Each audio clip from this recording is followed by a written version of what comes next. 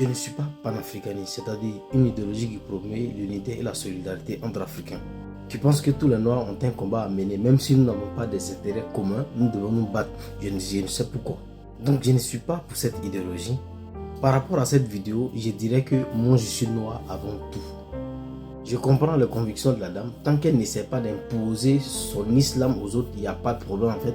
Chacun doit être libre de croire ou d'être libre de ne pas croire aussi. C'est ça la liberté de croyance. Mais moi pour ma part, par rapport aux occidentaux, aux asiatiques et aux arabes, en fait, je suis noir. Noir avant tout. Quand j'ai dit ça, il y a certains qui viennent me dire que être noir, c'est une identité qui a été construite par les occidentaux. Sauf que vu que nous, humains, nous sommes des animaux sociaux, tout est construction sociale.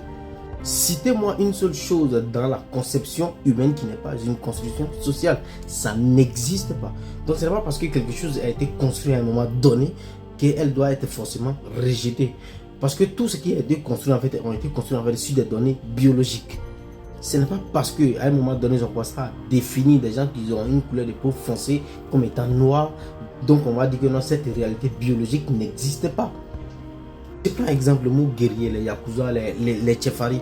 Chaque fois dans une société, quand on a dit que ceux-là étaient des guerriers, c'était basé en fait sur la force brute de ces personnes-là. C'est parce que c'était des gens qui étaient physiquement forts. Voilà pourquoi ils ont été nommés guerriers dans la société.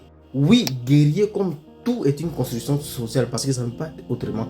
Mais ces constructions sociales sont toujours basées sur des choses biologiques. Donc ce n'est pas parce que c'est une construction sociale ou soit ça n'a pas toujours existé qu'elle est fausse. Maintenant, la religion, c'est la foi, la croyance.